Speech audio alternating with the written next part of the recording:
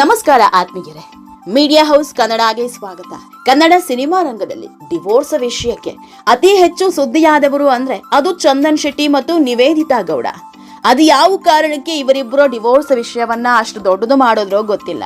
ಇವತ್ತಿಗೂ ಇವರಿಬ್ಬರ ಜೋಡಿ ಬಗ್ಗೆ ನೆಗೆಟಿವ್ ಕಮೆಂಟ್ ಮಾಡೋರಿದ್ದಾರೆ. ಡಿವೋರ್ಸ್ ಆಗಿ 2 ವರ್ಷ ಆಗ್ತಾ ಬಂದ್ರು ಇವರ ಬಗ್ಗೆ ಮಾತನಾಡೋರಿಗೇನು ಕಮ್ಮಿ ಇಲ್ಲ. ಇವರ ಬಗ್ಗೆ ಅಂದ್ರೆ ಚಂದನ್ ಶೆಟ್ಟಿ ಬಗ್ಗೆ ಅಲ್ಲ, ನಿವೇದಿತಾ ಬಗ್ಗೆ. ಚಂದನ್ ಹಾಗೂ ನಿವೇದಿತಾ ದೂರ ಆದಾಗ ವಿಲನ್ ರೀತಿ ಕಂಡಿದ್ದು ನಿವೇದಿತಾ ಗೌಡ. ಸೋಷಿಯಲ್ ಮೀಡಿಯಾದಲ್ಲಿ 90% ಜನ ನಿವೇದಿತಾ ಗೌಡರನ್ನೇ ವಿಲನ್ ಮಾಡಿದ್ರು. ಇವರಿಂದಲೇ ದೂರ ಆಗಿದ್ದು ಅಂತ ಕೆಟ್ಟದಾಗಿ ಕಮೆಂಟ್ ಮಾಡಿದ್ರು. ಕೊನೆಗೆ ಚಂದನ್ ಶೆಟ್ಟಿ ಕೂಡ ಒಂದಿಷ್ಟು ವಿಷಯ ಹಂಚಿಕೊಳ್ಳೋ ಕೆಲಸ ಮಾಡಿದ್ರು. ಇಬ್ರು ಕೂತು ಮಾತನಾಡಿಯೇ ಈ ನಿರ್ಧಾರ ಮಾಡಿದ್ದೇವೆ. ಇದರಲ್ಲಿ ನಿವೇದಿತಾ ಒಬ್ಬಳದ್ದೇ ತಪ್ಪಿಲ್ಲ. ಇದು ಇಬ್ಬರ ನಿರ್ಧಾರ ಆದ್ರೂ ಕೂಡ ನಿವೇದಿತಾರನ್ನ ಬ್ಲೇಮ್ ಮಾಡೋದು ನಿಂತಿಲ್ಲ. ಇವತ್ತಿಗೂ ನಿವೇದಿತಾ ಒಂದೇ ಒಂದು ವಿಡಿಯೋ ಮಾಡಿ ಹಾಕಿದ್ರೆ ಸಾಕು, 100 ಕಮೆಂಟ್ ಅಲ್ಲಿ 70 ಕಮೆಂಟ್ಗಳು ಬ್ಯಾಡ್ ಕಮೆಂಟೇ ಇರುತ್ತೆ. ಆದ್ರೆ ನಿವೇದಿತಾ ಇದ್ಯಾವುದಕ್ಕೂ ತಲೆ ಕೆಡಿಸಿಕೊಳ್ತಿಲ್ಲ. ಕಾಲೆಳೆಯೋರು ಯಾವತ್ತೂ ಕಾಲ್ ಕೆಳಗೆ ಇರ್ತಾರೆ ಅಂದ್ಕೊಂಡು ತಮ್ಮ ಕೆಲಸದಲ್ಲಿ ಬ್ಯುಸಿ ಆಗಿದ್ದಾರೆ. ಡಿವೋರ್ಸ್ ಅನ್ನೋದು ಇಬ್ರು ಒಪ್ಪದ ಮೇಲೆ ಆಗುವಂತಹ ಪ್ರಕ್ರಿಯೆ.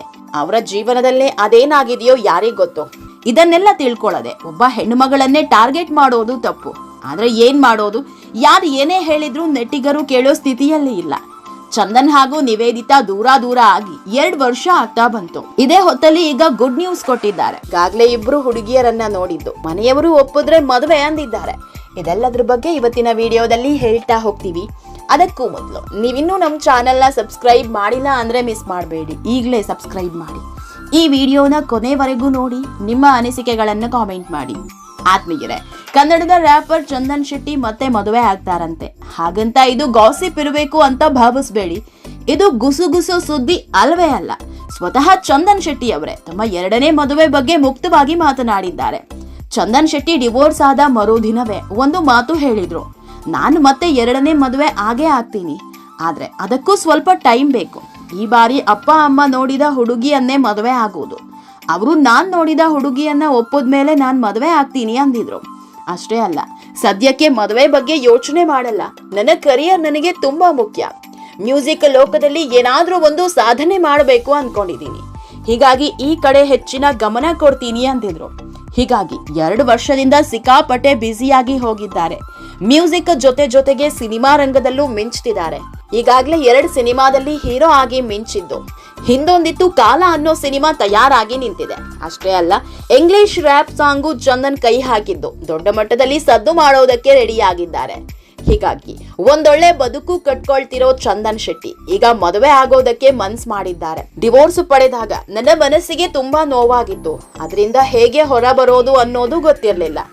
ಈ ನೋವು ಕೆಲಸದ ಮೇಲೂ ಪರಿಣಾಮ ಬೀರಿತ್ತು. ಆದ್ರೀಗ ಆ ನೋವಿನಿಂದ ಹೊರ ಬರ್ತಿದ್ದೀನಿ ಅಂತ ಸಂದರ್ಶನವೊಂದರಲ್ಲಿ ಹೇಳ್ಕೊಂಡಿದ್ದಾರೆ.